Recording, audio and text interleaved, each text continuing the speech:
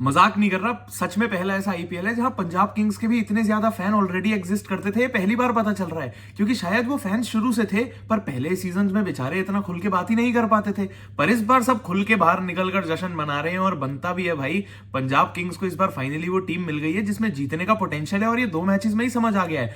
आपके पास एक ऐसे लीडर श्रेयस अय्यर हैं जो प्रीवियसली रिजल्ट्स दिखा चुके हैं। आपके पास कोच रिकी पॉन्टिंग है, टीम में ऑस्ट्रेलियन मेंटालिटी दौड़ रही है यार। Coach Ricky Ponting, Marcus Stoinis, Glenn Maxwell, और टीम के पास वो परफेक्ट बैलेंस है। आपके पास एग्रेसिव ओपनर्स हैं, जहां पहले गेम में प्रियांश आर्य ने रन बना दिए तो इस बार प्रभसिमरन सिंह ने रन बना दिए।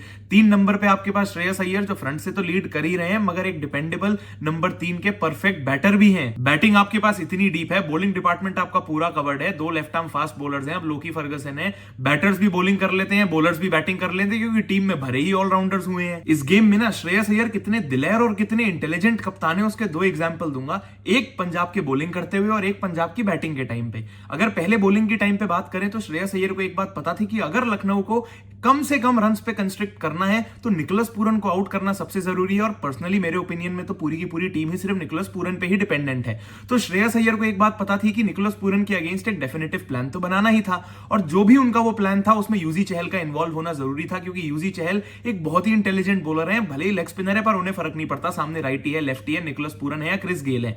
और युजवेंद्र चहल ने भी वही किया। भले ही श्रेयस अय्यर ने उनको शुरू में पावर प्ले के बाद इतना जल्दी इंट्रोड्यूस नहीं किया, 10 ओवर तक वेट किया, और एक बार जब किया भी तो निकोलस पूरन ने यूजी चहल को छोड़ा नहीं। 2 चौके मारे, 1 छक्का मारा, और यूजी चहल के पहले ओवर के बाद ही 15 रन ऑलरेडी लग चुके थे।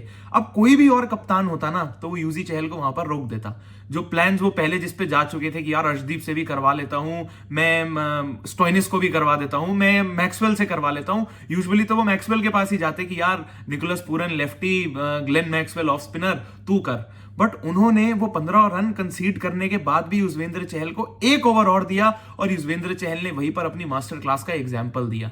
आउटफॉक्स किया निकोलस पूरन को, लटका के बॉल दी, निकोलस पूरन ने खड़ी कर दी और लॉन्ग ऑफ पे वो आउट हो गए। और यहीं से पंजाब का पूरा गेम बन चुका था, क्योंकि निकोलस पूरन 44 पे आउट हो गए। और अगर निकोलस पूरन जितना लंबा खेलते, लखनऊ के लिए रन उतने ही ज्यादा बनते जाते, क्योंकि लखनऊ के लिए कोई और खास ऐसा बैटर था नहीं जो बड़े रन बना सकता था। एक बार जब निकोलस पूरन आउट हो गए तो उसके बाद पंजाब किंग्स और श्रेयस अय्यर ने सिर्फ बेसिक्स पे स्टिक किया और अपने प्लान्स को फॉलो किया। भले ही एंड में अब्दुल समद ने आके थोड़े रन बनाए और पंजाब को परेशान जरूर किया, क्योंकि अर्शदीप सिंह को डेथ में आयुष बदोनी और अब्दुल समद ने 20 रन लगा दिए थे। पर अर्शदीप सिंह भी किसी से कम नहीं है। एक रीजन ही है कि वो इंडिया के आज तक के T20 इंटरनेशनल्स में हाईएस्ट विकेट टेकर हैं।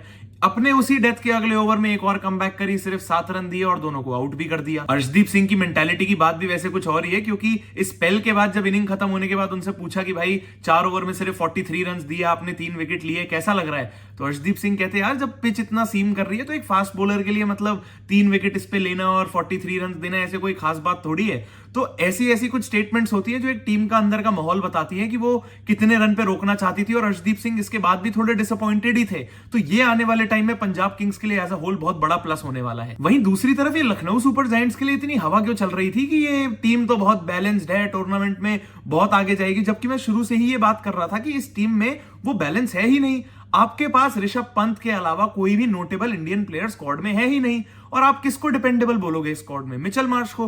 मिचेल मार्श ने भले ही पहले 2 मैचेस में 250 लगाई, पर आप उन पे डिपेंड थोड़ी कर सकते हो। मिचेल मार्श इससे पहले 3 साल दिल्ली के लिए खेल रहे थे। मैं दिल्ली को बहुत क्लोजली फॉलो करता हूं, टीम को बहुत पसंद करता हूं। मिचेल मार्श ने वो 3 सीजन में टोटल 53 लगाई थी, और अब आके लखनऊ के लिए भले ही पहले दोनों मैचेस में 250 लगाई, दिल्ली के अगेंस्ट भी 50 लगाई, पर आप मिचेल मार्श को इन कंडीशंस में एक डिपेंडेबल प्लेयर तो नहीं बोल सकते। और मेरे को लगता है लखनऊ भी शायद ये बात मानती है कि मिचेल मार्श और एडन मार्करम शुरू में जितने रन बना दे वो बना दे, पर अब अगर वो दोनों आउट हो गए तो उसके बाद आप लोग मिडिल ऑर्डर में भी क्या ही कर रहे हो? निकोलस पूरन इससे पहले वाले सालों में लखनऊ सुपर जायंट्स के लिए 5-6 नंबर पे बैटिंग करने आते थे, तो जो ऊपर के बैटर्स ब्लंडर कर चुके होते थे उसको रिपेयर निकोलस पूरन करते थे। अब निकोलस पूरन लखनऊ के लिए नंबर 3 पे खेलने आ रहे हैं और अकेले ही पूरे बैटिंग लाइनअप को कैरी करे जा रहे हैं। और ये भी मैं थोड़ा सा समझाने की कोशिश करता हूं कि वो अकेले कैसे कैरी कर रहे हैं, क्योंकि बहुत लोगों का ये भी कहना है कि मिचेल मार्श के भी तो उसमें साथ में रन थे ही। जब पहला मैच लखनऊ ने दिल्ली के अगेंस्ट खेला था, लखनऊ हार गई थी, वहां मिचेल मार्श जब आउट भी हो गए थे ना, तो उसके बाद भी निकोलस पूरन रन बनाते जा रहे थे। और निकोलस पूरन जिस पॉइंट पे आउट हुए तब लखनऊ के 15 ओवर में 170 रन थे। अब अगर एक टीम 15 ओवर में 170 रन पे है और निकोलस पूरन उसी पॉइंट पे आउट हो गए, तो आप फिर भी एक्सपेक्ट करोगे कि चलो जिस मोमेंटम से अभी तक निकोलस पूरन ने रन बनाए उसको थोड़ा सा तो कैरी फॉरवर्ड बाकी बैटर्स कर सकते हैं, तो भले आप अगले 5 ओवर में 45 रन तो बना दो। लखनऊ के बैटर्स ने उस गेम में बचे हुए 5 ओवर्स में सिर्फ 39 रन मैनेज करे थे। मैं तो अभी भी कह रहा हूं कि 50-55 होने चाहिए थे, फिर भी एक्सपेक्टेशन सिर्फ 6 रन मतलब ज्यादा थी कि 45 कर ले, उन्होंने बनाए तो 39 ही थे, और वो भी दिल्ली को बनाते बनाते बहुत मेहनत लग गई। और अगर वो दिल्ली के लिए लास्ट में मिरेकल नहीं होता तो वो मैच एलएसजी ही जीतती, और शायद ये बातें कोई नोटिस नहीं करता। पर क्योंकि लखनऊ हार गई तो उनको इस बात पे तो थोड़ा स्ट्रेस डालना ही चाहिए था कि आखिर के 5 ओवर में हमने रन सिर्फ 39 बनाए थे। अगला गेम जो आपने एसआरएच से खेला, जरूर आपके बॉलर्स ने एसआरएच को अगर 200 से नीचे रोक दिया तो बहुत अच्छा काम किया, पर उस गेम में भी निकोलस पूरन की वो अकेले की पूरी लहर थी जो उन्होंने अपने 70 रन 270 के स्ट्राइक रेट से करे। क्योंकि एक बार जब निकोलस पूरन आउट हुए तो उसके बाद अपनी 50 करके मिचेल मार्श अगले 2 ओवर में ही आउट हो गए। वो फिर एंड में आके अब्दुल समद ने वही कैमियो खेला 8 बॉल में कुछ 22 रन का, जिस तरीके का कैमियो उन्होंने पंजाब के अगेंस्ट भी खेला।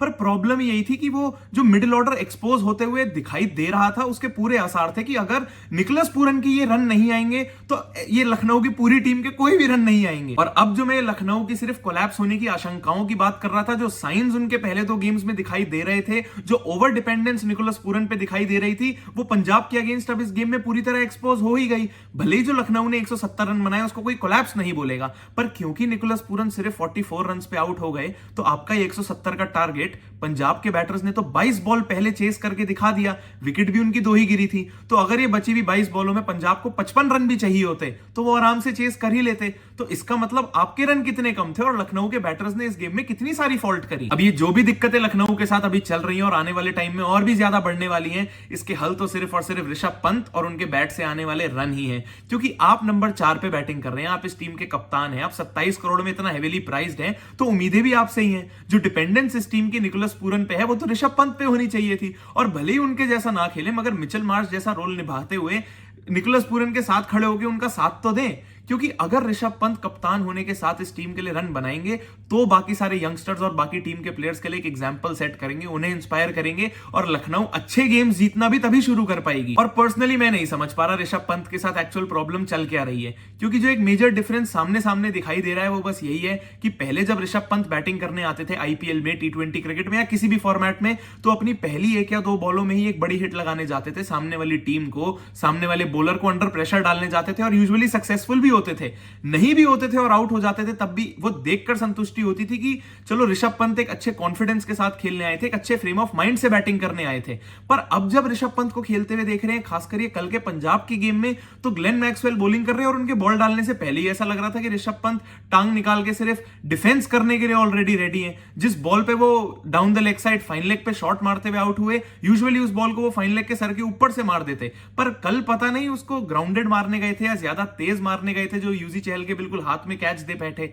अब ऋषभ पंत के साथ ये कोई टेक्निकल प्रॉब्लम खास लग नहीं रही है, जरूर उनके कॉन्फिडेंस में और उनके फ्रेम ऑफ माइंड की एक इशू है, पर वो जो भी है उसको वो जल्दी फिक्स करें, लखनऊ के लिए थोड़े रन बनाएं और कप्तान बन के अब इस टीम को थोड़े मैचेस जिताएं। वीडियो अगर पसंद आई हो तो लाइक जरूर करना, नीचे कमेंट करके जरूर बताना कि ऋषभ पंत के साथ एक्चुअली इशू चल क्या रहा है, ये लखनऊ सुपर जायंट्स यहां से कमबैक कर पाएगी भी या नहीं, और पंजाब किंग्स के बारे में क्या लगता है, इस बार कप उठा रही है या नहीं, और प्लेऑफ्स में फाइनली पहुंच रही है या फिर नहीं। और अगर चैनल अब तक सब्सक्राइब नहीं किया है तो सब्सक्राइब कर देना, क्योंकि मैं तो ऐसे ही हर गेम के बाद आके आपको कंटेंट देता ही रहूंगा, क्योंकि अभी तो बहुत क्रिकेट और बहुत बातें बाकी हैं।